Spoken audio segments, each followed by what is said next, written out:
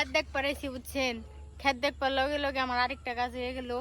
এই যে বাঁশগুলা, এগুলো হচ্ছে যে আপনাদের যে বললাম আমি খেতে যে খুঁটা দেয় ওইগুলা মাপে যে কাটে, তারপর যে অংশটুকু বাকি থাকে ওইগুলা হচ্ছে এইগুলা। তো আমার রান্নার জন্য এই যে লাকড়িগুলো মানে হয়ে গেছে। তো আমি গ্যাসে রান্না করি না, আমার গ্যাস আছে, গ্যাসের চুলায় রান্না করলে বাড়ির সবাই এরকম পছন্দ করে না। তো আমি এর কারণে চুলায় রান্না করি, তাছাড়া আমার চুলায় রান্না করতে অনেক ভালো লাগে।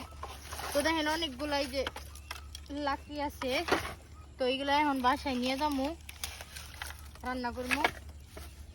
এইগুলো দিয়ে রান্না করলে ভালোই লাগে, আর গ্যাসে রান্না করলে মজাও লাগে না আমার তেমন। আমি মনে করি চুলায় রান্না করাই বেস্ট। তো ওইদিকে সন্ধ্যা হয়ে যাইতেছে, তাড়াতাড়ি এগুলা বইরা বাইতে যামুগা।